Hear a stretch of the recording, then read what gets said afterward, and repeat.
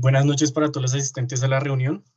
Quisiera aprovechar este momento previo a la charla tan interesante que tenemos el día de hoy para presentarme. Mi nombre es Javier Andrés Barrera.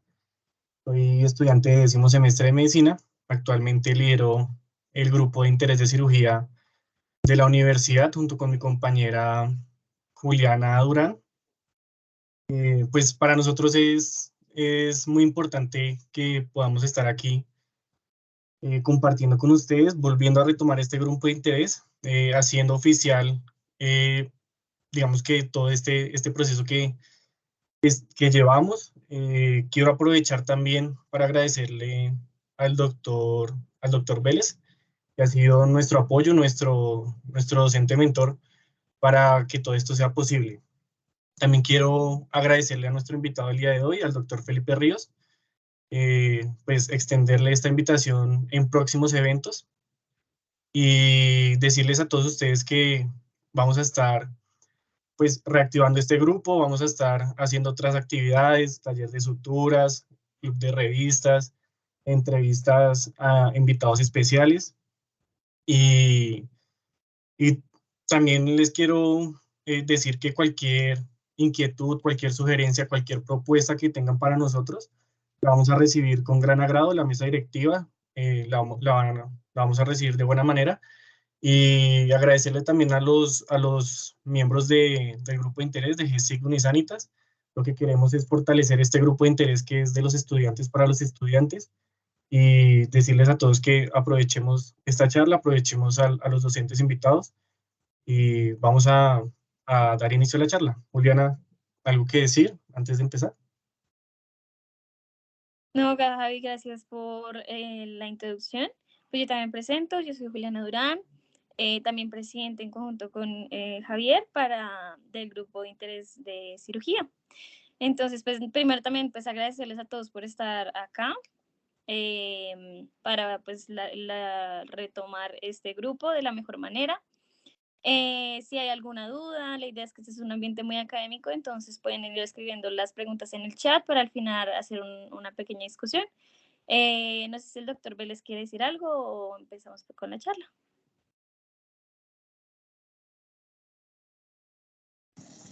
Bueno, muchachos, realmente felicitarlos por volver a reactivar el grupo de interés. Me parece una tarea muy loable que se han puesto otra vez en la cabeza de no dejar perder este espacio que nos habíamos ganado. Recuerden lo que ha dicho Javier, es totalmente cierto. Este es un grupo de ustedes y para ustedes. O sea, aquí los docentes somos apoyo, pero realmente el grupo es de ustedes y es el interés de ustedes por aprender más cosas de cirugía. Hoy estaba viendo ahí, no he podido ver todos los integrantes que hay, pero pues estaba viendo que hay dos titanes ahí. Está Jimmy Vallejo del área de CEMAPS, que es la persona pues que nos ayuda con todo lo de simulación y que es pues nuestro apoyo en toda esta parte de trauma y simulación en trauma en la universidad. Y pues está pues Felipe, que nos acompaña desde Aruba, que es compañero de la TLS de Aruba, instructor internacional. Eh, y pues que obviamente hace parte de como esta nueva generación de la TLS, de la cual hago parte yo también, que queremos pues hacer cosas nuevas, queremos enseñar, queremos que haya una TLS cada semana, queremos que todos los médicos hagan el ATLS y pues queremos renovar un poco como ese grupo de la TLS, pues que ya son nuestros profesores y que ya quieren hacer como menos y como que ya están como de salida, entonces toca empezar a entrar y a ganarse los espacios. Bueno, arranquemos con la charla si les parece y al final pues vamos aclarando las dudas y le damos la oportunidad tanto a Jimmy como a Felipe para que nos den los comentarios.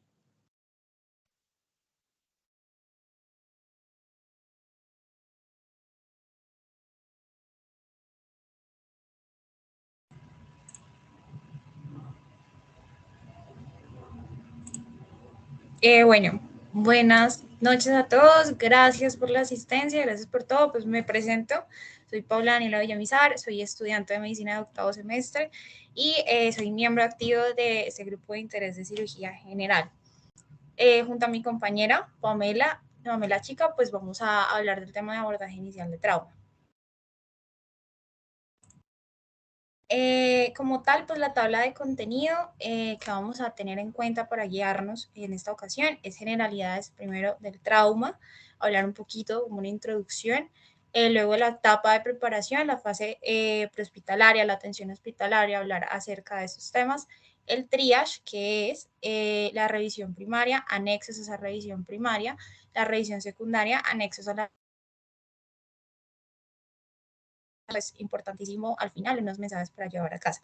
Cabe aclarar que en momentos de esta charla pues vamos a hacerle preguntas al público, unas pequeñitas preguntas, no para acostarlos ni nada, sino pues para integrarnos un poco todos en ello.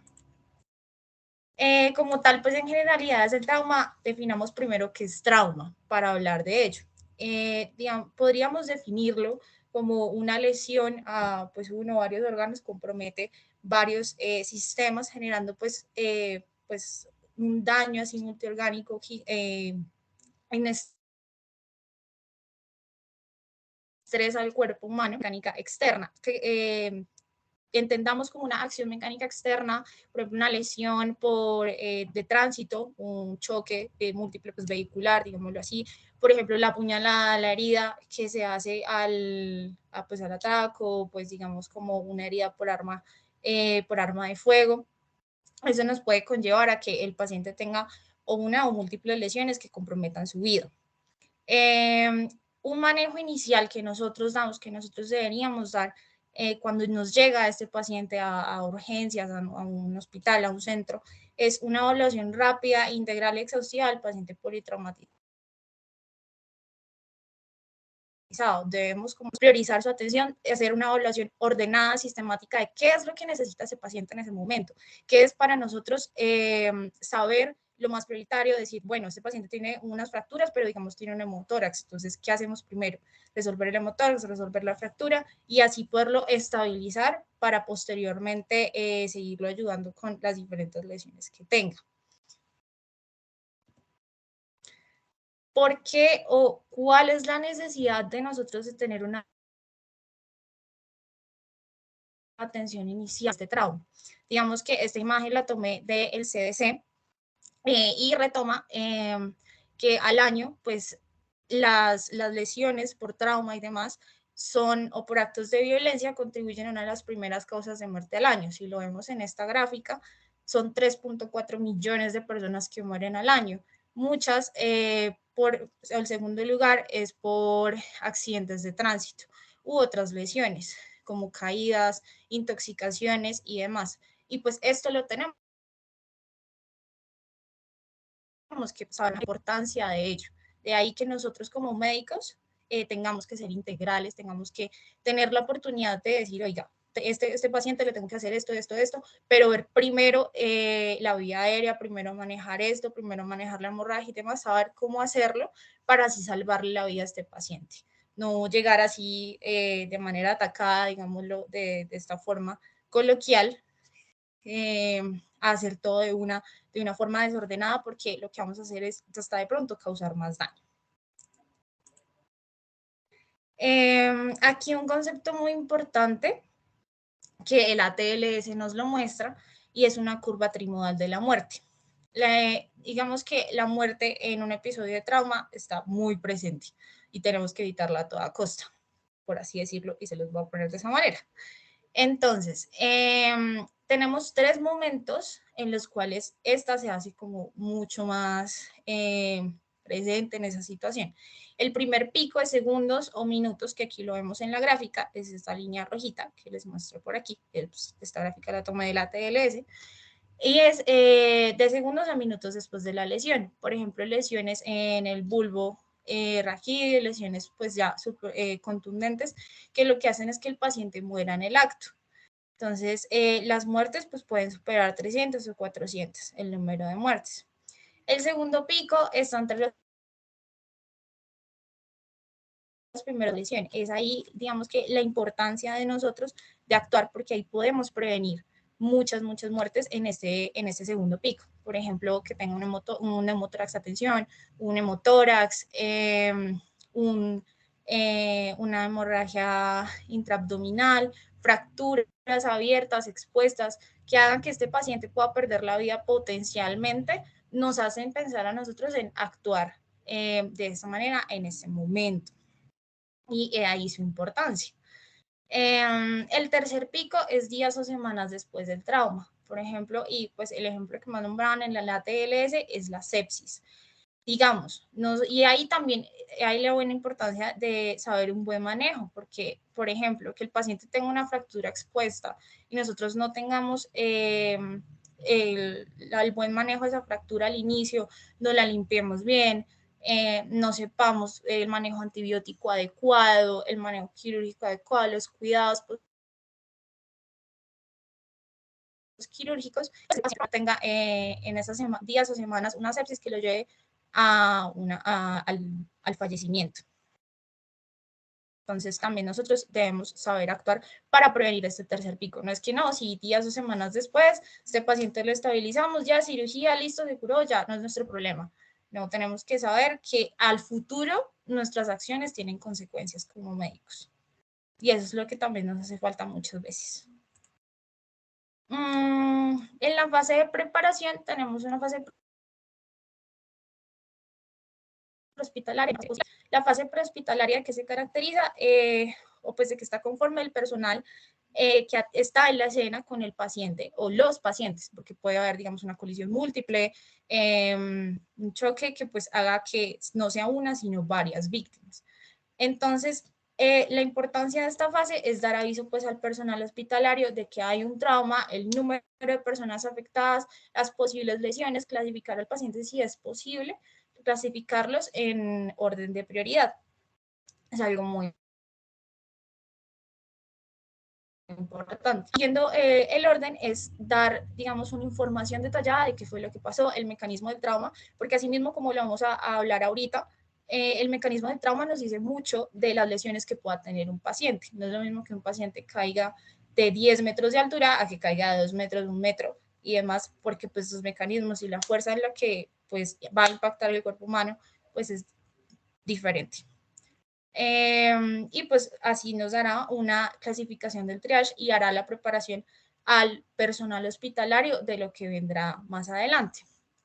En la fase hospitalaria es la disponibilidad del área del trauma adecuado, tener los equipos de ventilación, tener los equipos de canalización, tener al personal adecuado para ello, tener la radiografía a mano, tener el personal de, oiga, vamos a entrar posiblemente a cirugía a este paciente que posiblemente necesite, no sé, una laparotomía exploratoria y demás, aunque obviamente eso se verá a futuro, pero pues prevenir que no falte ninguno de esos recursos. Obviamente pues no estamos, o pues no estamos como en ese mundo ideal de que todo lo tenemos a la mano. Lastimosamente contamos con la posibilidad de trabajar en clínicas equipadas como, puedo poner ejemplo, la Colombia, Clínica Santa Fe, que tiene, digamos, equipos más especializados en trauma, pero nosotros podemos, sin tener, digamos, mucho equipo o pues, tecnología así, podemos dar una prioridad adecuada al paciente para que por lo menos se repita, por lo menos tratar lo más esencial y así poderle salvar la vida, que es lo importante y es lo fundamental y es el objetivo de esto, salvar la vida de un paciente. Creo que es lo que nos debe quedar claro. Listo, buenas noches, mucho gusto, mi nombre es Pamela y les voy a hablar un poco acerca del triage. ¿La puedes pasar, por favor? Entonces, sabemos que el triage es una herramienta que nos va a servir de mucha utilidad en los escenarios donde hay múltiples víctimas, ya que pues la función o si la funcionalidad del triage va a ser seleccionar a los pacientes de forma adecuada basándonos en los recursos requeridos para el tratamiento y los recursos que tengamos disponibles en ese momento. Entonces tenemos que la secuencia de tratamiento o de clasificación del triage va a estar basada en las prioridades del ABC, como lo vamos a explicar ahorita más adelante, y también va a tener ciertos factores que van a influir en él. ¿La puedes pasar, por favor?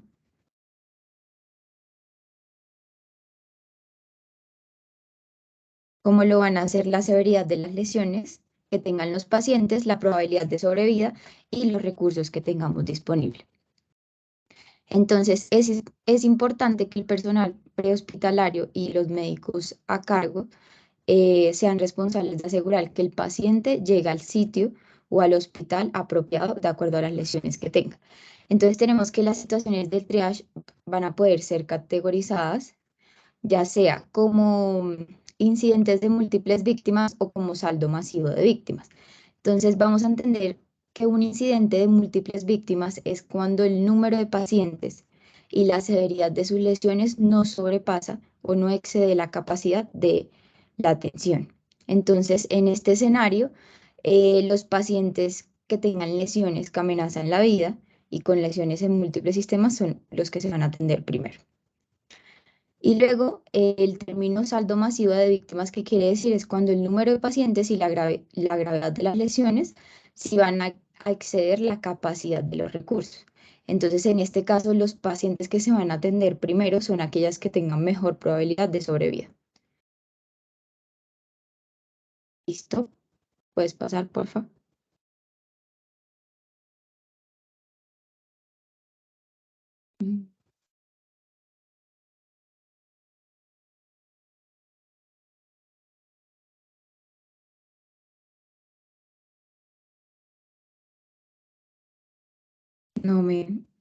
No veo la siguiente diapositiva.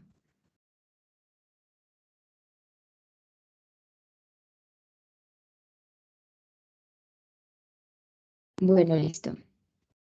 Creo que es mi internet, entonces les voy a seguir contando. En el ATLS nos mostraban la estrategia secuencial de cómo debemos realizar el triage y lo dividían por etapas. Entonces vamos a tener la primera etapa en la cual lo que vamos a hacer en primera instancia es valorar la escala de Glasgow del paciente, la presión sistólica y la frecuencia respiratoria.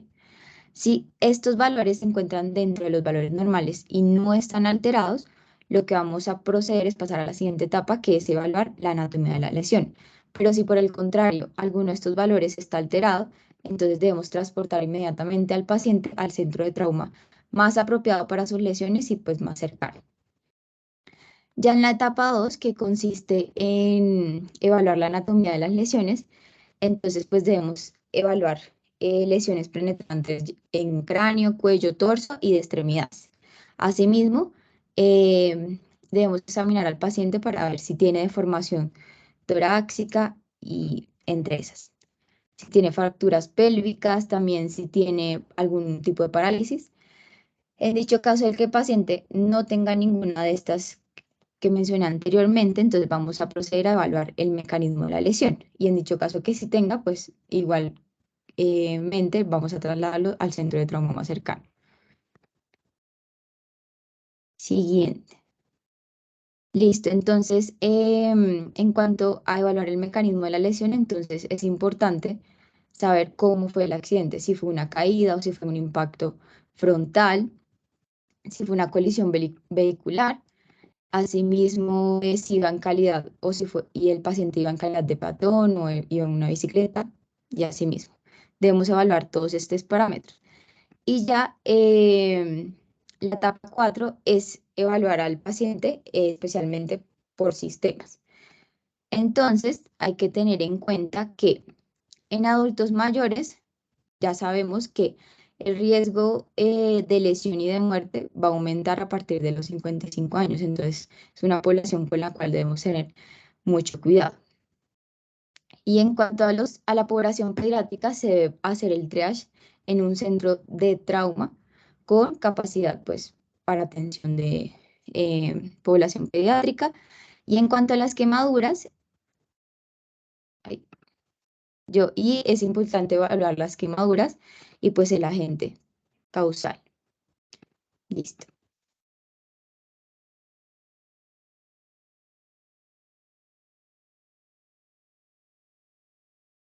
Siguiente.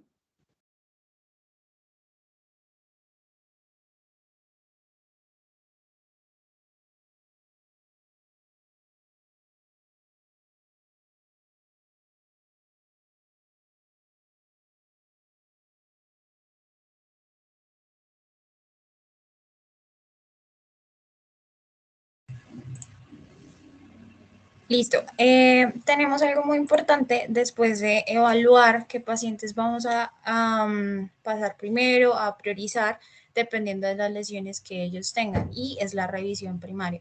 La revisión primaria en sí es una manera de ver qué tan grave está mi paciente, cómo lo veo, y estabilizarlo rápidamente.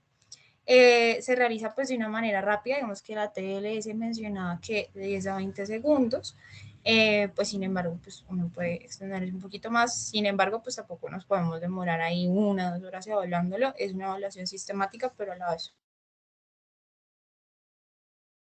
muy rápida. Una evaluación también pues estabilizarlo lo más que se pueda, pero de una manera muy ordenada.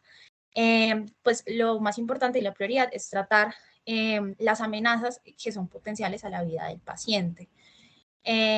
¿Cuáles amenazas podríamos estar hablando? O lesiones que pueden amenazar la vida de él, y es la obstrucción de la vía aérea, como por ejemplo un cuerpo extraño, pacientes que tengan un compromiso neurológico importante por el mecanismo de lesión, que permitan o hagan que este no pueda manejar, tener como ese reflejo protector de la vía aérea. Neumotórax a tensión, un tórax inestable o una contusión pulmonar, un hemotórax masivo, lo que les decía, por expansión del pulmón, taponamiento cardíaco, un hemotórax abierto, que son lesiones que tenemos que tratar sí o sí en el momento. Y esto nos lo va a permitir, esta revisión primaria nos va a permitir esa priorización de ellas. Es una secuencia de ABCDE, inclusive pues ahorita me voy a meter en cada una de las letras, que así pues es mucho más fácil de memorizar y de ser realizada. La revisión primaria, la A, es el mantenimiento de la vía aérea y restricción del movimiento cervical. Cuanto a la vía aérea, esta esté permeable. Digamos que una manera muy fácil de ver que nuestro paciente tenga una vía aérea permeable, es decir, dígame su nombre, su edad y dígame pues reconoce el lugar donde está, si puede hasta allá. El caso de que el paciente nos permita, le permita hablar, se le permita hablar y demás, nos está diciendo que sí tiene como tal una permeabilidad de la vía aérea. Sin embargo, nosotros debemos buscar objetos que obstruyan la misma. Por ejemplo, un sangrado importante, pues secreciones, sangrado, algún cuerpo extraño que haga que pues esta se obstruya más adelante, o por ejemplo edema, por ejemplo en los casos en pacientes que se quema, que están en ambientes con humo y demás, pues lo más probable es que ellos tengan se les pueda dar edema a la vía aérea y esto la obstruya más adelante. Las fracturas maxilofaciales, la clasificación Lefort, que es muy importante, nos hará pensar que este paciente podría más adelante pues tener una vía aérea difícil y pues que comprometa en este momento. Y el Glasgow menor a 8, ya que estos pacientes no pueden, digámoslo de esta manera, tener un control, un control de ella, digámoslo así, o unos reflejos protectores de la misma. En cuanto a la movilidad cervical, debemos tener en cuenta que se le debe poner el collarín. Esto, pues, para proteger de que tenga, digamos, una lesión que potencie que al movimiento excesivo, pues, se pueda agravar más adelante. Por ende, hasta que no se le descarte esa lesión por una radiografía o demás exámenes, no se le puede quitar el collarín por precaución y por prevenir este tipo de cosas. En cuanto a la B, que es la respiración y la ventilación, debemos evaluar cómo está expandiendo el tórax de este paciente, que no tenga, por ejemplo, una distensión yugular y también pues la percusión del tórax, auscultación del mismo, si tiene ruidos abolidos, si tiene, por ejemplo, al percutir timpanismo o matíes, pues nos podría estar hablando si es timpanismo de un hemotórax a tensión y pues si es matíes, por ejemplo, de un hemotórax. Descartar lesiones que comprometan pues el correcto intercambio gaseoso, como ya se los mencioné anteriormente, que no permitan que ese pulmón reexpanda adecuadamente y posiblemente este paciente termine pues en una falla ventilatoria más adelante. Entonces, pues este punto es muy importante.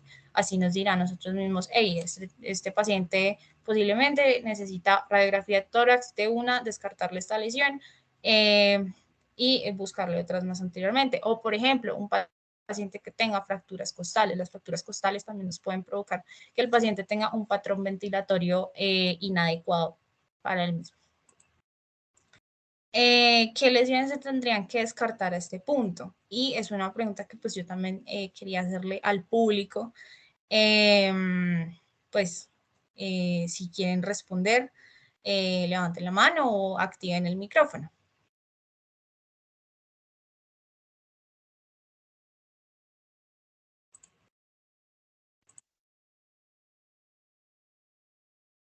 Federico.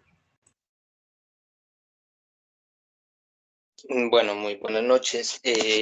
Digamos que a este punto en el que vamos de la evaluación, es importante, pues, obviamente descartar las lesiones más que son potencialmente mortales. Dentro de esas estaría un neumotórax a tensión que, digamos que por la misma clínica que presentan los pacientes, uno puede de cierta forma orientarse hacia su diagnóstico. Un neumotórax a tensión es como una importante. Otra sería el taponamiento cardíaco, también es una lesión relevante a este nivel. Un tórax inestable también es otra lesión importante a evaluar y a determinar en este momento. Un neumotórax abierto son lesiones soplantes que también son fáciles de identificar y que toca diagnosticar rápidamente. Y no sé si se me escapa alguna, de pronto si alguien me puede ayudar con alguna otra que se me escape, pero pues básicamente esas son como las más importantes. Listo, muchas gracias. ¿Alguien más quiere participar? Paula, si me permites, con las buenas noches para todos. Buenas noches. Quiero hacer una aclaración y que si de pronto puedes regresar una diapositiva, creo, una hacia atrás, y es que en la 10ª edición de la TLS se revisó la clasificación de las lesiones que amenazan la vida y las que potencialmente amenazan la vida. Creo que es un hito más para atrás. Ahí. Entonces esa clasificación cambió. Dentro de estas lesiones que amenazan la vida, ya el tórax inestable y la contusión pulmonar no están presentes. Esas se pasaron a la categoría de lesiones potencialmente mortales. Pero las que amenazan la vida directamente, la obstrucción de la vida está incluida, está correcta, el neumotórax a tensión está correcto, el neumotórax abierto correcto, el neumotórax masivo correcto y el taponamiento cardíaco correcto. Una cosa que se incluyó, digamos que en reemplazo del tórax inestable, es lo que se llama el paro circulatorio cardíaco, y es que es el paciente que está en fibrilación ventricular o en actividad eléctrica sin pulso debido al trauma, que generalmente es por hipovolemia. Entonces, entran en esos dos ritmos, y esos dos pacientes, esos dos ritmos son potencialmente unas lesiones que amenazan la vida. Entonces se cambió la clasificación y ahorita el tórax inestable y la contusión pulmonar hacen parte de las lesiones potencialmente mortales, que ya serían las que son más sencillas. Son las mismas de aquí arriba posiblemente, pero más sencillas. Por ejemplo, en vez del neumotórax a tensión, sería el neumotórax simple. Ese ya es una potencial, no es la que amenaza la vida, pero es potencial. El neumotórax masivo es la que amenaza la vida, entonces ya es el neumotórax simple el que es potencial.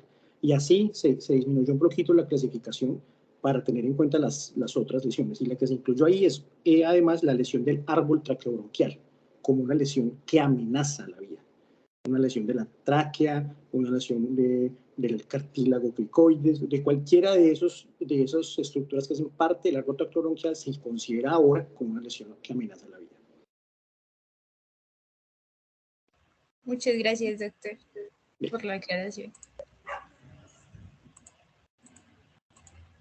Bueno, pues siguiendo con las lesiones, el compañero pues sí tiene mucha razón en ello, y pues es la que hablábamos en un momento, de estas que comprometen, digamos así, la correcta ventilación del paciente, que nos pueden llegar a perjudicar más adelante y pues tener una falla ventilatoria, un paro cardiorrespiratorio y pues el fallecimiento del mismo. Digamos que en el ATLS también lo mencionaba mucho, y es que los pacientes lesionados pueden recibir oxígeno, deben recibir oxígeno suplementario, pues por una cánula nasal, digámoslo así, o en casos en los que el paciente pues necesite ser,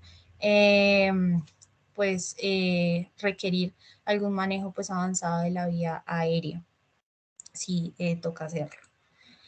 En cuanto a la SEC, circulación y control de las hemorragias, tenemos dos puntos muy importantes, que es evaluar el volumen sanguíneo del gasto cardíaco y las hemorragias. El volumen sanguíneo del gasto cardíaco debemos pues identificarlo rápidamente, pues para ver pues si posiblemente nuestro paciente está entrando en un shock. En trauma, el shock pues es hipovolémico de tipo. Pues recordemos que el shock hipovolémico se puede clasificar en hemorrágico y no hemorrágico. Hemorrágico, pues dice, digamos, una diarrea que pues haga que el paciente entre en ese tipo de shock, pero en este caso vamos a hablar de un tipo de shock hipovolémico hemorrágico. Paciente, digamos, que en trauma entre con hipotensión marcada, digamos que cuando se le evalúe el nivel de conciencia, no esté alerta y demás, pues tenemos que sí o sí pensar en pues una hemorragia, digamos, hasta que se descarte lo contrario. Posiblemente si no lo vemos a nivel externo, pues descartarlo a nivel interno, no quedarnos con que no, pues no tiene una hemorragia por fuera, no le veo sangrado y demás. Bueno, sí, pero que tal tenga un hemotórax o una hemorragia intraperitoneal, pues ya nos estará diciendo más un examen. Entonces, no descartarlo, tenerlo muy presente. Digamos que estos puntos súper importantes, ya les hablé de uno, que es el estado de conciencia de nuestro paciente, también la perfusión de la piel, que es un signo muy importante que tomamos en cuenta. Si estos están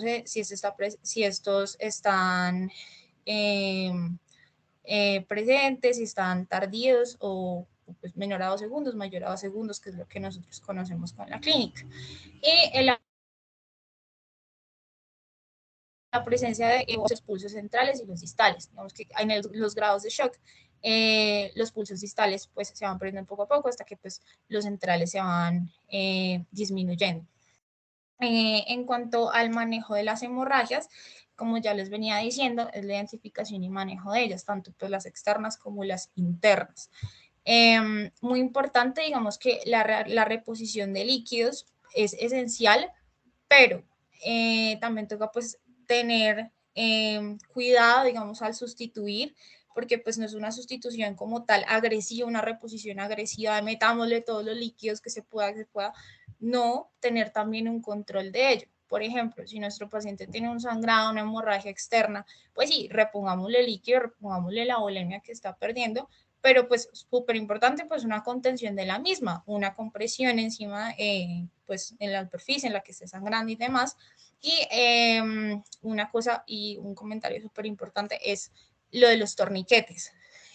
Los torniquetes pueden usarse, no es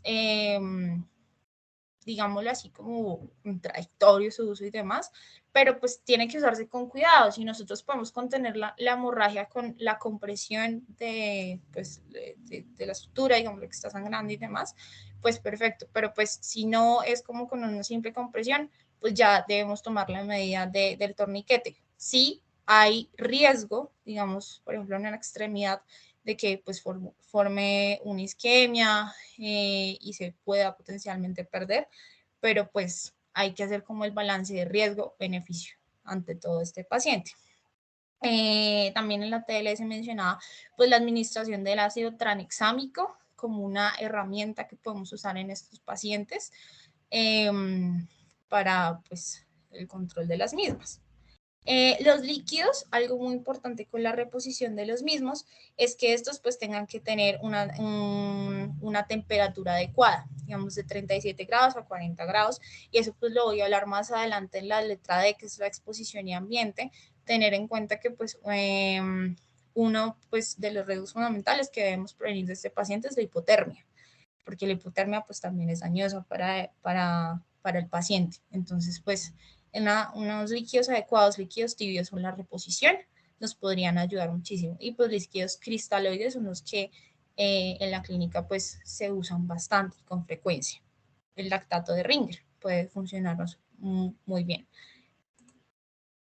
En cuanto a la de déficit neurológico, como algo muy importante y lo que les mencionaba yo en la vía aérea es la escala de coma de Glasgow. Nos dará un índice de nosotros a ver cómo está nuestro paciente a nivel neurológico, qué lesiones potencialmente podría tener nuestro paciente, déficits neurológicos, como su nombre lo representa, y tener en cuenta, digamos, el riesgo de que el paciente no pueda, digamos, manejar ese reflejo de la vía aérea más adelante, tenga compromiso de la misma, un Glasgow menor a 8.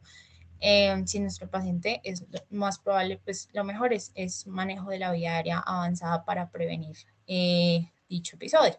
La respuesta pupilar, si tiene anisocoria, posiblemente nos esté hablando, no sé, que se esté herniando, tenga un trauma severo, un trauma cráneoencefálico severo, que pues tengamos que priorizar esa atención. La perfusión de la piel, como bien yo lo había dicho antes, digamos un shock neurogénico, tipo distributivo, ya pues que el mismo cuerpo pues no pueda perfundir de manera adecuada los diferentes órganos, los diferentes tejidos. Y pues va a terminar la presencia o ausencia de lesión medular, una lesión motora. Por lo mismo yo decía lo del collarín, muy importante no quitárselos a los pacientes de que no, doctora, el trauma fue simple, yo iba en el carro, me estrellé, se sacudió así el cuello, pero no, yo no me pegué ni nada, quitémosle el collarín. No, o sea, hagámosle primero una determinación de que este paciente en serio no tenga una lesión medular, no tenga una lesión motora, una lesión sensitiva, una lesión a nivel del cuello por el mecanismo de trauma, que más adelante, por el movimiento excesivo, hagamos que se agrave y pues posiblemente ya no tenga una reversión. Entonces, ahí la importancia de la prevención. O sea, todo esto, este manejo inicial del trauma es para prevenir, o sea, manejar lo que ya tenemos ahorita y prevenir nuevas lesiones, que es lo importante.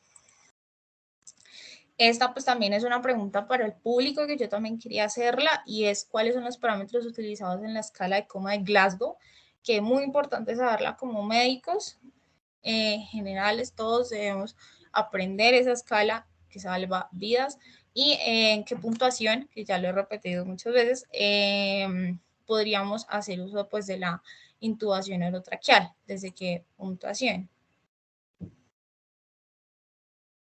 Sí, ya. Dan. Listo, buenas noches, ¿cómo están? Bueno, en la escala de Glasgow lo que hace son evaluar los tipos de respuesta motora y pues cada una tiene su puntuación. Entonces se evalúa la respuesta motora ocular, la verbal y la motora. Entonces, pues ya sea que no responda, que sería el puntaje más bajo, o ya el más alto que sería ocular, pues espontánea, verbal, que es ese paciente que está orientado, conversa con el doctor o pues, con otra persona, y en motora, pues que obedece órdenes verbales y obedece cualquier, digamos, sí, cualquier orden que se le indique. Ya el otro extremo, pues sería que no tenga ninguna respuesta, ni ocular, ni verbal, ni motora.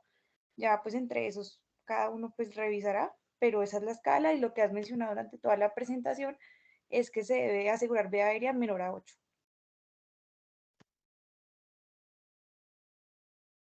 Y es correcto, Ana. Muchas gracias. Y sí, pues esta imagen lo resume bastante bien. Es la respuesta ocular, la respuesta verbal, la respuesta motora. Los puntajes que evalúa, ocular son una puntuación hasta 4, 4, la verbal 5 y la motora el 6. En cuanto a la E, que es exposición y control de ambiente, ya cuando, digamos, hemos hecho los anteriores pasos, es desnudar al paciente, ver qué otras lesiones tenga a nivel de dorso, muy importante, y traje a colación esta imagen que me parece relevante que pues debemos tener en cuenta, y es que el paciente se debe mover en bloque. Nosotros al evaluar el dorso no debemos, no, que es que yo primero voy a evaluar el dorso, entonces déjeme a mí levanto al paciente y le dejo las piernas ahí tiradas, digámoslo así de esa manera, debemos moverlo todo en conjunto por lo mismo.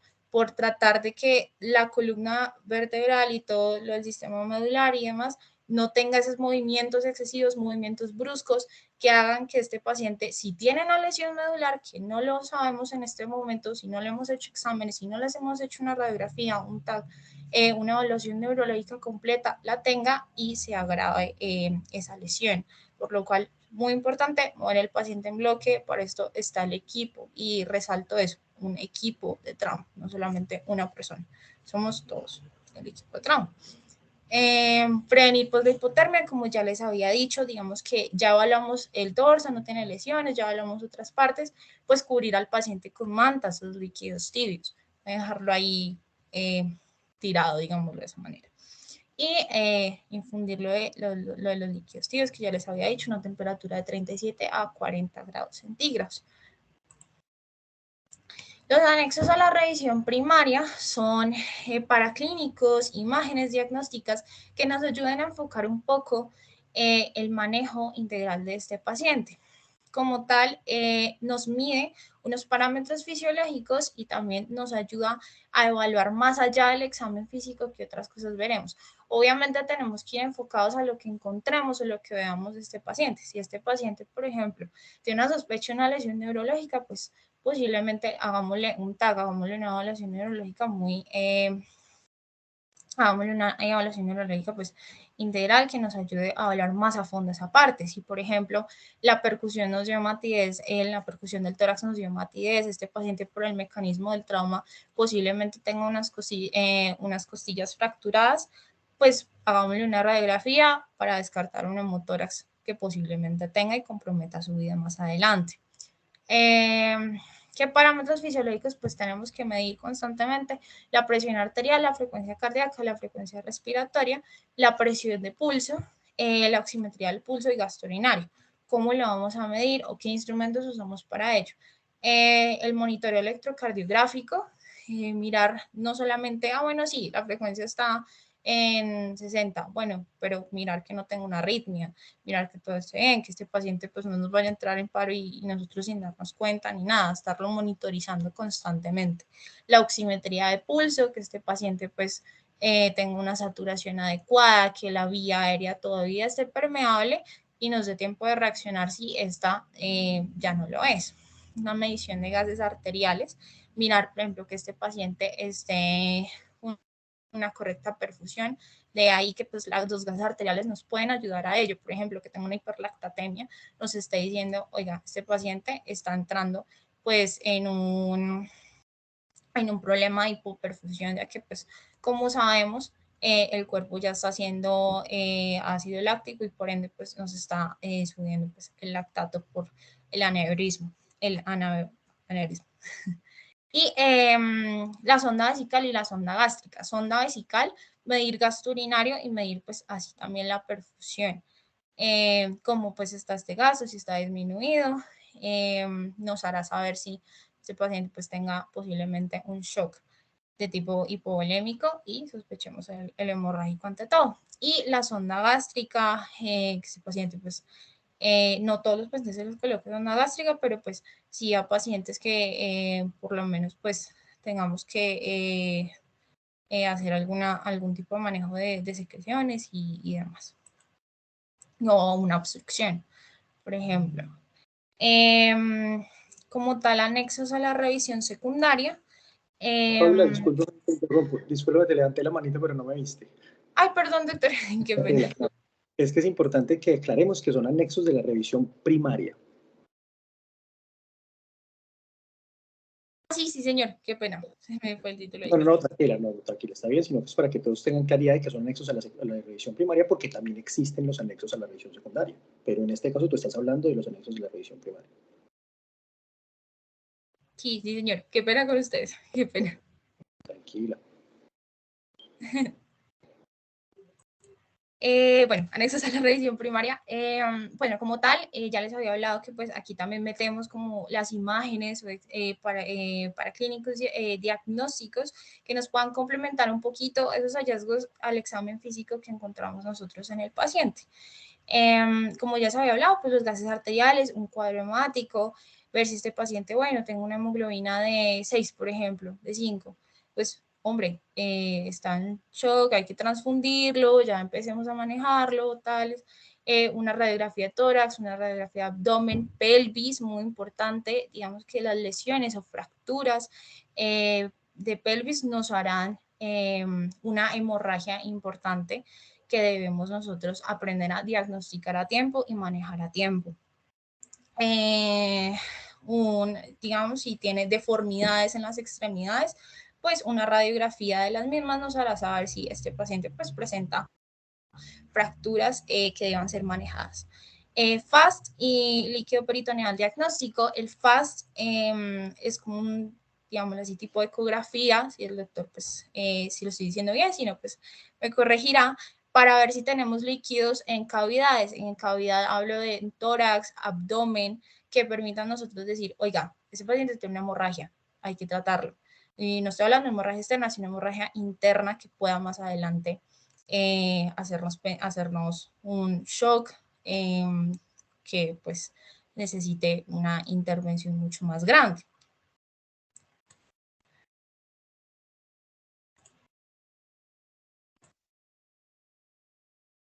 Listo. Entonces, después de haber realizado ya la revisión primaria, como lo mencionó mi compañera, y de haber solicitado las ayudas diagnósticas de la cual ella nos estaba hablando, entonces vamos a proceder a realizar la revisión secundaria, la cual es importante que recordemos que no va a empezar, no vamos a realizarla hasta que no se haya completado por completo la revisión primaria, a excepción de que haya personal adicional disponible que pueda hacer simultáneamente la revisión secundaria mientras los otros están haciendo la revisión primaria, pero esto no debe interferir en la realización de la revisión primaria. Entonces vamos a tener que la revisión primaria consiste en realizar una historia clínica y un examen físico cefalocaudal al paciente traumatizado. Entonces, en cuanto a la historia clínica, es importante que toca hacer una historia clínica completa y detallada. Entonces, en el ATLS nos hablan de la mnemotecnia amplia, en la cual primero vamos a indagar las alergias que tenga el paciente, ya sea medicamentos o alimentos. Luego le vamos a preguntar al paciente qué medicamentos está tomando él. Asimismo, toca preguntarle si tiene alguna patología o se encuentra en embarazo. También es importante preguntarle la última ingesta por si en dicho caso se tiene que llevar a cirugía, pues que cumpla el ayuno y esas cosas. Y preguntar sobre el ambiente relacionado de la lesión, ya que el estado del paciente va a estar muy influenciado por el mecanismo de la lesión. Entonces toca indagar muy bien cómo fue el accidente, cómo fue el mecanismo. Entonces, siguiente, vamos a tener que, de acuerdo al mecanismo de la lesión, pues las lesiones se van a poder dividir en dos grandes categorías, ya sea un trauma cerrado o un trauma penetrante. Entonces vamos a tener que el trauma cerrado suele ser más que todo consecuencia de accidentes automovilísticos y caídas. Al contrario que pues los traumas penetrantes generalmente son ocasionados por armas de fuego o un arma cortopunzante. Siguiente. Listo. Y ya en cuanto al examen físico, es importante que hagamos un examen físico cefalocaudal en busca de lesiones que de pronto se nos pudieron haber pasado en la revisión primaria.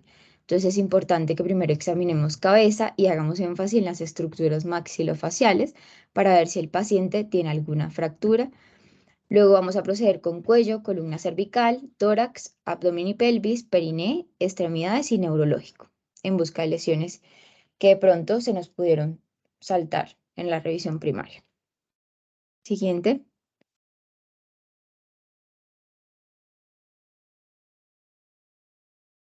Listo, entonces como mi compañera nos mencionaba anteriormente, de acuerdo al mecanismo de la lesión, pues podemos sospechar la lesión y así predecirlo. Entonces vamos a tener que en trauma cerrado, si el mecanismo de lesión fue ya sea por un impacto frontal, que es el más frecuente en accidentes vehiculares, podemos pensar en que ese paciente puede tener ya sea fractura de columna cervical, entonces nos anticipamos, es decir, apenas ponerle el collar cervical. También puede tener un tórax inestable, puede tener también una contusión cardíaca, neumotórax, una laceración esplénica o hepática, una fractura también de cadera y rodilla y un traumatismo cráneoencefálico. Al contrario, que si el impacto fue lateral, vamos a pensar más bien en puede ser un esguince cervical contralateral o también un trauma cráneoencefálico, una ruptura traumática de la aorta en estos casos. Siguiente. Y ya entonces en trauma penetrante, si la herida fue por arma blanca en tórax exterior, entonces podemos una lesión, podemos sospechar un taponamiento cardíaco, hemotórax o neumotórax. Pero si fue en el área tóraco-abdominal, podemos sospechar más que todo una lesión del diafragma. Y ya si la herida fue por arma del fuego, entonces puede ser ya sea en tronco o extremidad, debemos estimar más que todo la trayectoria de proyectil, si pudo haber lesionado nervios y vasos, y el síndrome compartimental, siempre indagarlo.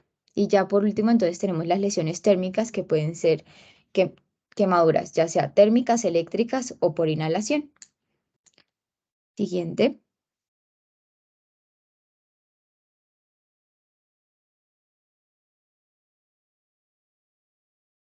Listo. Luego tenemos ahora sí los anexos a la revisión secundaria, que son todas aquellas pruebas diagnósticas especiales que no se realizaron en la revisión primaria. ¿Y cuál va a ser los objetivos de estas pruebas diagnósticas? Es que se le va a hacer al paciente los exámenes que le hagan falta para que se vaya lo mejor posible para su casa. Entonces, estas pruebas van a incluir radiografías adicionales de columna y extremidades si no se le han hecho, TAC de cráneo, TAC de tórax, abdomen y columna vertebral. Dependiendo de las lesiones, si necesita una urografía de contraste y angiografía, también una broncoscopía y una esofagoscopía. Eso pues entre muchos, que todo va a depender de las lesiones que presente el paciente. Siguiente.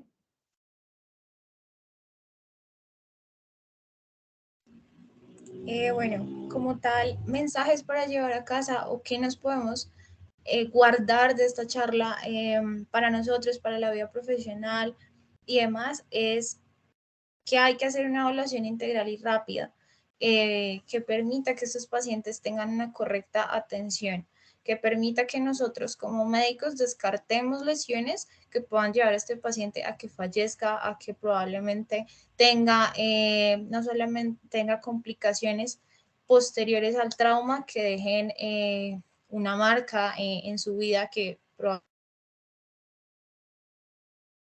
tratado se pudo haber evitado que este paciente las tenga. Lo segundo que debemos hacer es una adecuada secuencia, no hacerlo de una manera desordenada. Vimos que hay una estructura para atender a este paciente, que debemos seguirla. Sí, debemos ser rápidos, obviamente, no nos podemos demorar ahí 2, 3 horas porque el paciente que tal tenga un shock ahí y nosotros, no, venga, hagámosle, no, o sea, hagámoslo rápido, pero de manera ordenada, ¿sí? Rápido no significa de manera, digámoslo así, pues, mediocre, salida así de, no, sí, llevémoslo a esto, listo, ya. No, hagámosle esto, hagámosle aquello, hagámoslo rápido, pero hagámoslo bien.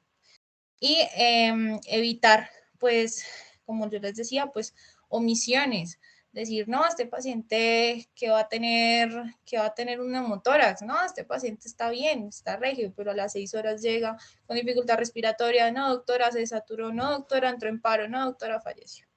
Entonces, muy importante eso.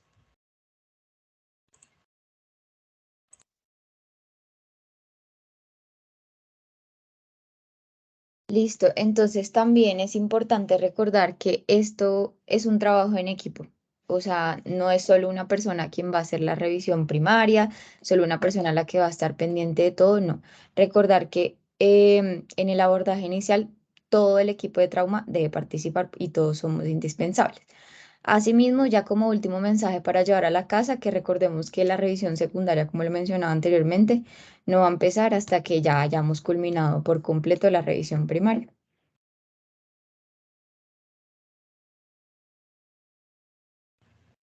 Y pues eso sería como tal lo que teníamos preparados con mi compañera.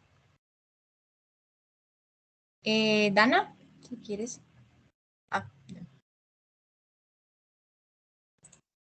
Es que quería hacer una pregunta para los expertos, pero no sé. Y ya. Sí, muchas gracias a las expositoras. Muy buena presentación. Ahorita aprovechemos este espacio para hacerle la charla sobre Ríos. Las preguntas, perdón. Entonces, Dana, si quieres preguntar. Bueno, yo quería primero preguntar, este curso de ATLS, que ya que ustedes están diciendo que es tan importante que todo el grupo pues esté hablando el mismo idioma, ¿cada cuánto debería hacerse? O sea, ¿cuánto es lo recomendado que uno debería? Sí, porque el éxito, digamos, del conocimiento es también repasarlo. Entonces, ¿cada cuánto debería ser lo ideal para que un grupo se certifique en ATLS?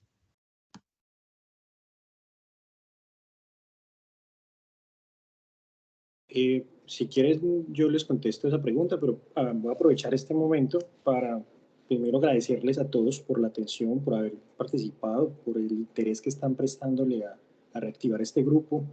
Es muy bonito ver que están muy interesados y que además están poniendo la atención a temas que son de diario vivir en las salas de urgencias. Entonces los quiero felicitar a ustedes, a felicitar obviamente al doctor Luis Fernando, porque sé que es un motor muy importante para que este grupo se reactive, y agradecerle la invitación. Para mí es obviamente un honor y un gusto poder compartir con ustedes. Agradecerle a Javier por la introducción y la bienvenida que me dio, y pues obviamente felicitar a la doctora Pamela y a la doctora Paula por la presentación excelente que hicieron. Entonces, para contestar a la doctora Ana, el curso de ATLS como tal tiene una validez de 5 años cuando uno lo toma.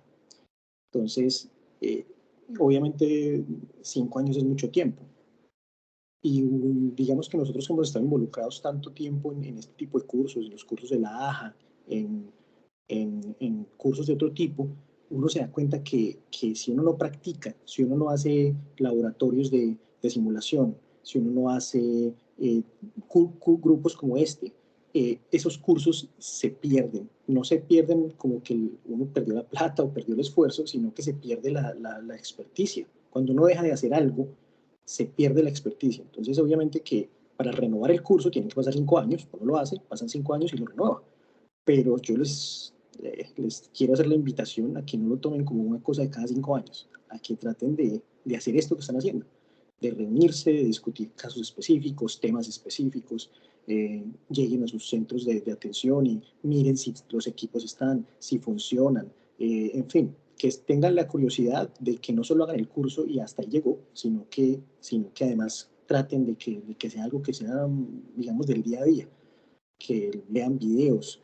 Yo no sé cuántas veces he visto yo el video de tubo de tórax y todavía obviamente algún día puede que falle, ¿sí? O sea, eso no significa que porque lo he hecho 1000 veces entonces ya no voy a fallar. Entonces por eso es importante que repitan y repitan, pero específicamente el curso de ATLS tiene una duración, una validez de 5 años. De acuerdo, doctor, muchas gracias.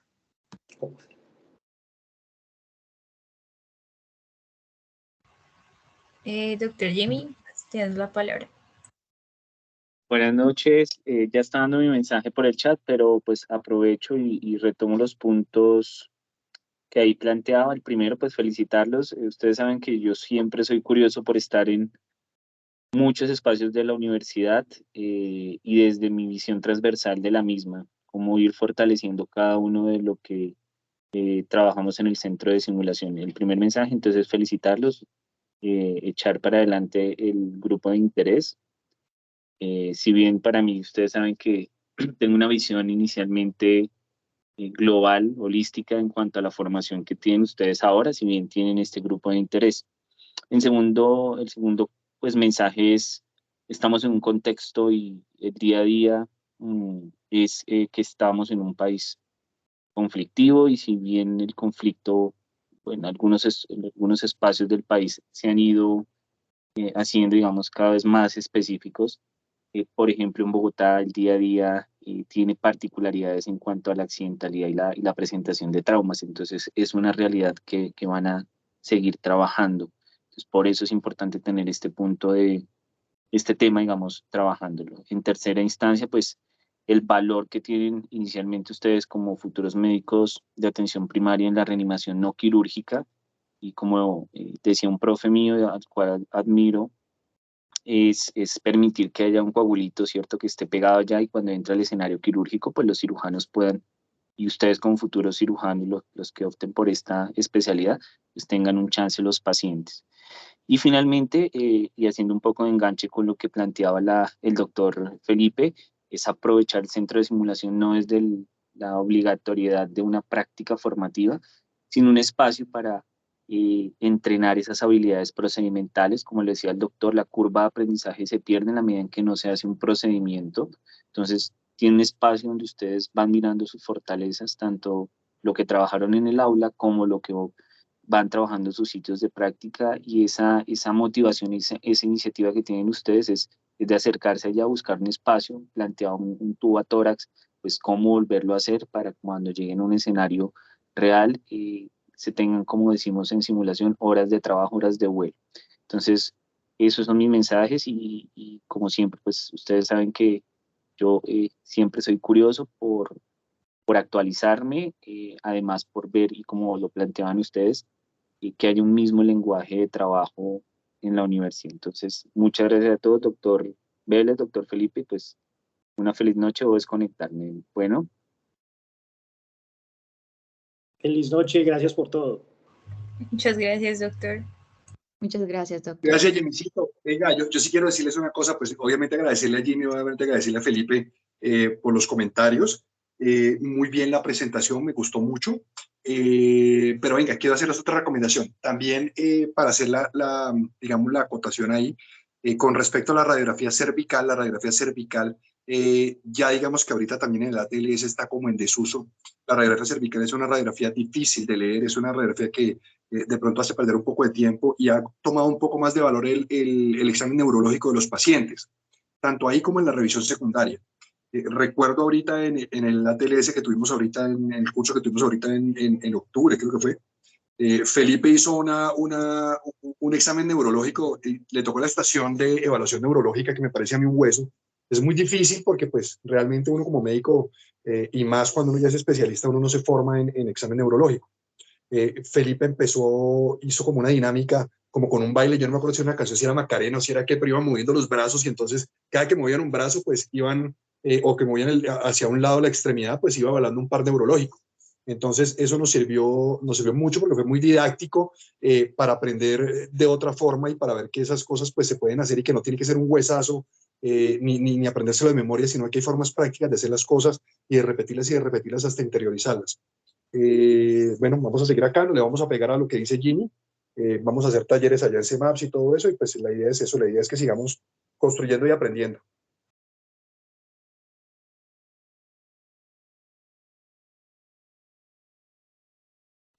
Muchas gracias, doctor Vélez. ¿Tiene alguna duda, alguna pregunta que quieran realizar en este momento, tanto para los expertos como para nosotras?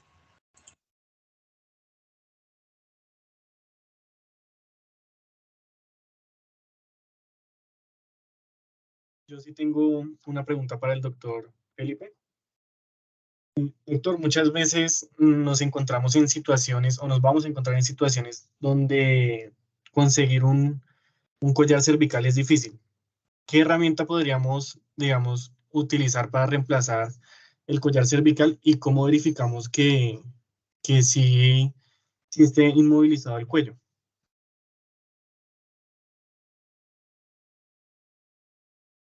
Me estaba preguntando Federico, ¿cierto? ¿O Javier? Javier, doctor. Javier, buenas noches, hermano.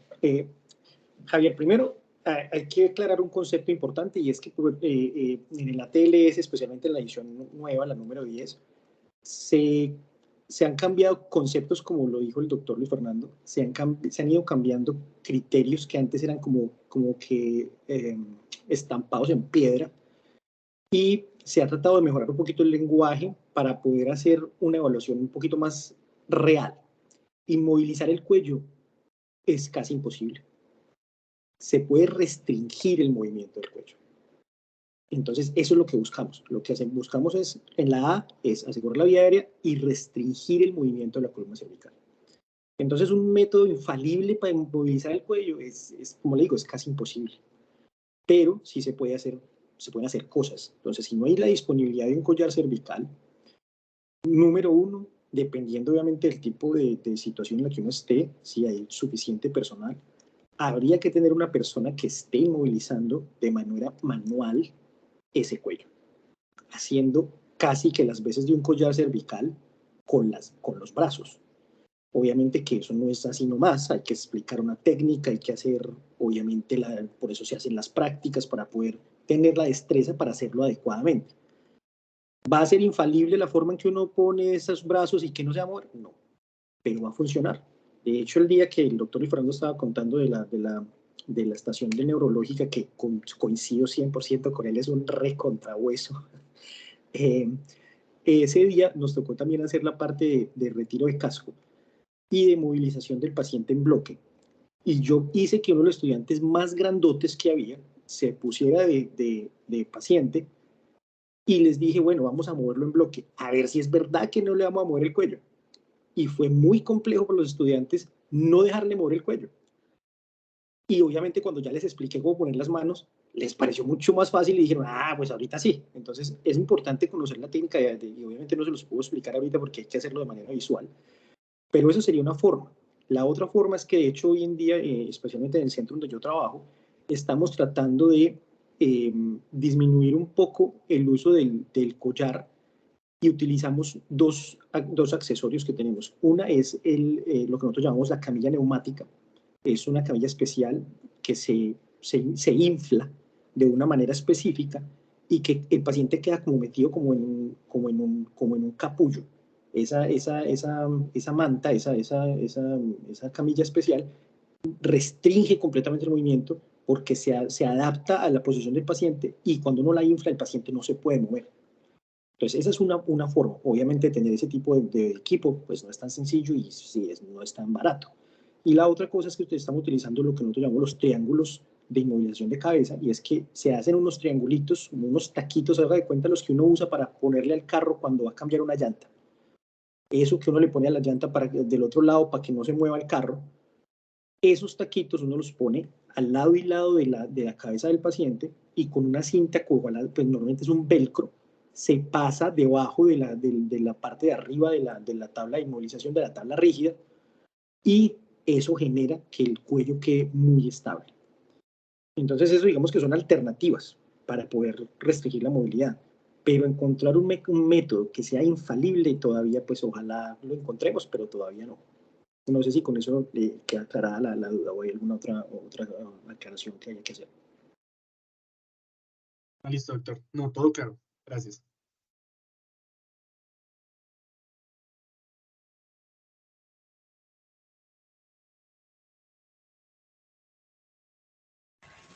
Doctor, yo tengo una duda con respecto al doctor Felipe Ríos, y es el hecho del uso de un lavado peritoneal diagnóstico. Digamos que todavía no me quedan claro como las indicaciones de cuál sea que vamos a usarlo, porque pues ya digamos que no encuentro que pues lo hagamos de rutina. Paula, esa pregunta es excelente porque aprovechando que tenemos un excelente cirujano con nosotros, que es el doctor Luis Fernando, ustedes le pueden preguntar cuántos de esos ha hecho él. Y les garantizo que la respuesta va a ser con un número menor de 2 dígitos, porque realmente ya no los estamos haciendo. Primero porque hay que saber cómo hacerlo. Eso no es simplemente venga yo abro y meto y listo. Hay que saber muy bien la técnica. Segundo porque toma tiempo. No es una cosa que uno haga rápido, es una cosa que toma tiempo. Tercero, porque los resultados pueden ser, inclusive haciendo la técnica correcta y teniendo los elementos correctos y haciéndolo rápido, el resultado puede ser engañoso, no es una técnica infalible. Entonces, hoy en día, cuando nosotros tenemos la tecnología disponible, y como bien lo marcaba Pamela en la presentación, está el FAST, y no, tú fuiste la que habló del FAST. Esa ecografía que es manual, que se puede cargar en el bolso, que de hecho no es tan costosa, creo que una de las modalidades de EcoFast, de FAST, porque EcoFast es una redundancia, porque la ecografía es sonography, es la S del FAST, está en el nombre. Una de los dispositivos que se consiguen ahorita creo que vale $1.000. Entonces, claro, $1.000 no es que los va a sacar en el bolsillo y venga, yo lo compro, pero tampoco son $1.000.000. Entonces, uno tener un aparato que va a servir para hacer inmediatamente un diagnóstico de un sangrado intraabdominal, de un sangrado intratorácico cuando se hace el FAST extendido a tórax, reemplazaría el lavado peritoneal diagnóstico. Yo obviamente les hago la invitación a que revisen el lavado peritoneal diagnóstico, pero que realmente traten de que la tecnología sea lo que hoy en día mande la parada, por decirlo así, y que traten de hacer FAST y el FAST extendido. Porque, como les digo, pregúntenle al doctor Luis Fernando cuántos de esos ha hecho y les garantizo que no van a ser muchos. No, ninguno, Felipe. Inclusive, esa fue una pregunta que yo hice, que se le hice a la directora de la TLS en Argentina hace unos años, porque ella presentó una presentación muy buena con todas las indicaciones y todas las contraindicaciones, y cuando terminó la presentación yo le pregunté, doctora, ¿y usted cuántos ha hecho en los últimos 5 años? Y me dijo ninguno, y yo le dije, sí, doctora, eso no sirve para nada. Pero el problema es que se lo dije delante de todo el mundo y pues a ella no le cayó como muy en gracia que yo lo haya dicho en la plenaria. Realmente no, yo tampoco he hecho muchos FAST, no veo que se hagan muchos de rutina, pero tuve la oportunidad de preguntarle al doctor Borraes hace unos meses y el doctor Borraes me decía que digamos que sigue siendo vigente es porque en países como México lo hacen mucho y lo utilizan de rutina por encima del FAST. Yo creo que toca utilizar la tecnología y creo que un FAST aporta muchas más cosas que un lavado peritoneal diagnóstico.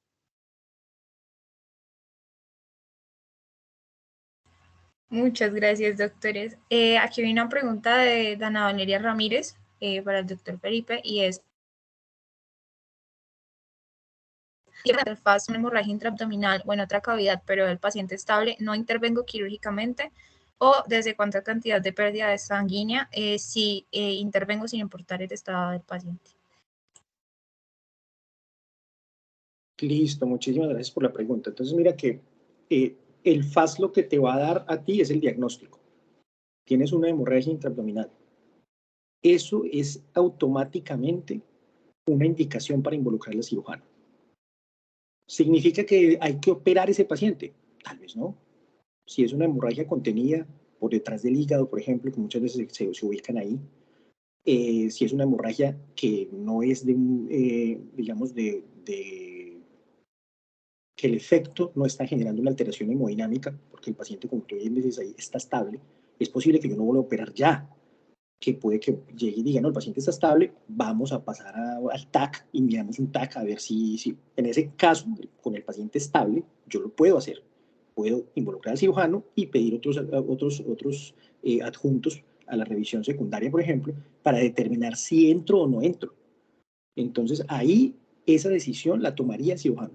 Tú en la sala de urgencias, por ejemplo, no te vas a poner a abrir una barriga, no te vas a poner a abrir un tórax, a no ser de que primero haya un cirujano experto haciendo eso, y segundo, a que el paciente realmente esté tan inestable y que especialmente en tórax, y Luis Fernando obviamente me va a aclarar completamente ese concepto, y es que en tórax de pronto yo puedo intervenir ya inclusive en la sala de urgencias, yo hago una toracostomía de urgencias y me meto, pero eso primero lo tiene que hacer un cirujano ultra experto, y segundo, tiene que sopesar que de verdad sea de ahí donde el paciente está hemodinámicamente inestable.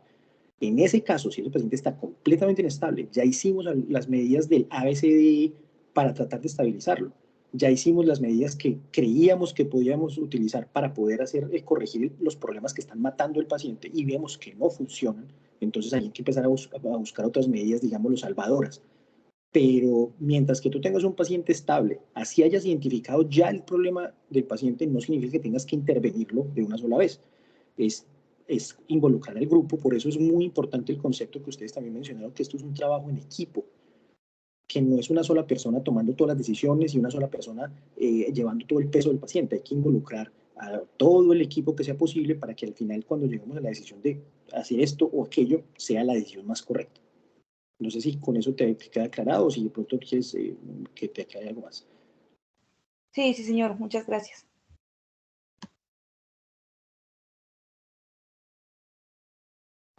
No veo más preguntas en el chat. No sé si alguien más tenga alguna duda y que quiera que sea resuelta pues, por los expertos.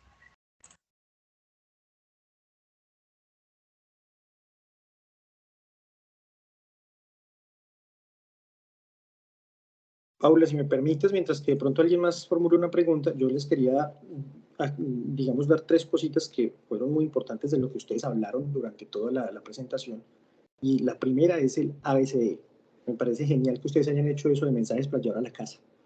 Cuando yo empiezo los cursos de ATLS en cualquiera de las estaciones que me tocan, yo les digo, si yo logro que ustedes al final de este curso salgan de aquí y se quieran ir a tatuar en la parte baja de la espalda ABCDE, yo logré mi objetivo, porque eso es lo que nos va a permitir a nosotros evaluar a ese paciente de manera organizada.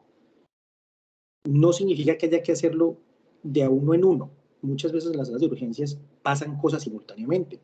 Mientras yo estoy viendo la A, alguien me está cogiendo una vena, que entonces ya estoy solucionando un poquito la parte de circulación, ya me están buscando la presión, entonces pasan cosas así simultáneas. Pero cuando yo hago ABCD, lo hago es para que no se me olvide que tengo que ver la vía aérea, que tengo que ver la respiración, que tengo que ver la circulación, así vayan pasando simultáneamente. Entonces es importante que siempre tengan presente el ABCD y que, como dijo Pamela, y también lo mencionó Paula, controlen la hemorragia. En el caso de una hemorragia evidente, una hemorragia externa evidente, una amputación, una fractura abierta, hay que, digamos, en ese momento pensar en que lo que está matando a ese paciente posiblemente sea eso. Entonces, contengan la hemorragia y obviamente empiecen con su ABCD. No es que se saltaron la ABCD y empezaron por la C y entonces ya vamos a seguir con la D, sino que simplemente en ese momento van a empezar por la C porque es lo más evidente, pero obviamente tienen que seguir con su ABCD. Eso como digamos, primer mensaje para llevar para la casa. El segundo mensaje es que Paula mencionó en los adjuntos de la revisión primaria, el cuadro hemático, y realmente hay que hacerlo, pero no tanto porque la hemoglobina nos vaya a decir si el paciente hay que transfundirlo.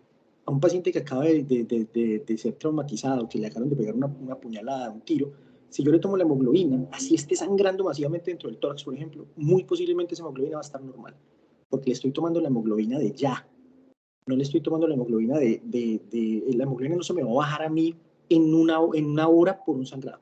Entonces, generalmente dentro de la primera hora, yo quiero tomar esa hemoglobina porque quiero ver si después, cuando se la vuelva a repetir, me bajó de 10 a 8. Entonces, ya ahí ya sé cuál fue más o menos la pérdida.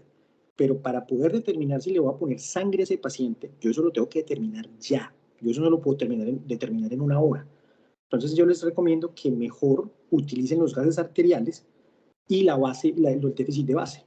Cuando ustedes ven que el déficit de base es demasiado grande, y ese sí es un parámetro que se cambia inmediatamente, ahí ustedes pueden determinar, a este paciente le tengo que empezar protocolo de transfusión masiva ya. Encima de que le tengo que poner líquidos, le tengo que poner sangre. Entonces, utilicen eso, no es que no usen la hemoglobina, sino que no la usen de pronto como parámetro para determinar la necesidad o no de transfundir al paciente. Y por último, Pamela habló de la revisión secundaria y de cuándo se empieza. Y aquí en esta diapositiva está, la revisión secundaria no empieza hasta que la revisión primaria haya finalizado. Ese concepto es súper importante, pero además ese concepto ahí está un poquitico en el aire. ¿En el aire a qué se refiere? Yo puedo haber terminado la revisión del ABCDE, pero si yo no he hecho nada, si yo no he corregido lo que encontré en el ABCDE, y si además no reevalué si lo que hice funcionó o no, no me puedo ir a hacer la revisión secundaria. La revisión secundaria debería incluir no solo que el ABCDE de la revisión primaria esté finalizado, sino que además el paciente esté mostrando signos de mejoría y posiblemente esté ya estable. Porque si yo termino el ABCDE, muy bien lo hice, excelente lo hice, y resulta que me voy a llevar al paciente a revisión secundaria y le voy a hacer un TAC y el paciente está hipotenso, ese paciente se me va a morir durante el TAC. Me va a decir el tipo del radiólogo, me va a decir, ve doctor, el paciente está como muy quieto. Pues claro, se murió. Entonces, para poder hacer revisión secundaria necesitamos finalizar la revisión primaria, pero que esa revisión primaria la hayamos reevaluado y realmente haya funcionado lo que yo hice. Cada vez que ustedes hagan una acción, traten de hacer una reevaluación. Llegó el paciente con saturación baja, con Glasgow de 8, listo. criterio de intubación, lo voy a intubar, lo intubé perfecto, miremos si funcionó, si mejoró la saturación o no. No es que le va a mejorar el Glasgow, pero le va a mejorar la saturación. Si yo pongo el tubo y resulta que sigue desaturado, es porque hay otro problema. O lo intubé por un solo lado, por el bronquio derecho, o no está intubado bien, o algo pasó. Pues no es solo que hagan la acción, sino que revisen que esa acción haya tenido éxito y que haya corregido el problema que ustedes querían corregir. Entonces, esos 3 puntos quería más o menos pues aclarárselos para que los tengan en cuenta y para que, digamos, que quede un poquito más amplio el concepto de cuándo iniciar la revisión secundaria. Listo, doctor. Muchas gracias por esas aclaraciones. Hasta el momento no hay más preguntas, no han levantado más la mano. No sé si están de acuerdo con que demos por finalizada la charla o alguien tiene otra duda.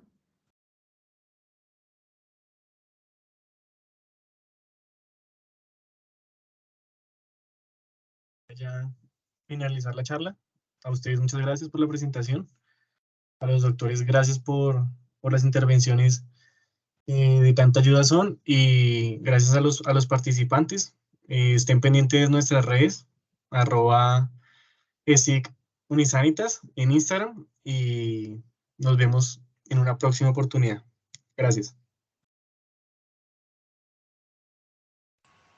Muchas gracias a todos por la asistencia. Gracias, doctor. Gracias, doctor Felipe, doctor Luis, por la asistencia y por guiarnos en las preguntas que cada uno tenía. Muchachos, muchas gracias a ustedes, al doctor Luis Fernando, reiterarle el agradecimiento. Le voy a enviar al doctor Luis Fernando el link de la revisión de neurotomas y miotomas, que de hecho se llama El baile de los miotomas y los dermatomas, perdón, no neurotomas, de los dermatomas y los miotomas, para que ustedes lo tengan, para que se los pueda compartir a ustedes y ustedes lo vean, para que se lo aprendan, que realmente es bastante divertido y bastante didáctico. Que tengan una feliz noche todos. Muchas gracias, doctor. Hasta luego. Gracias, feliz noche para todos.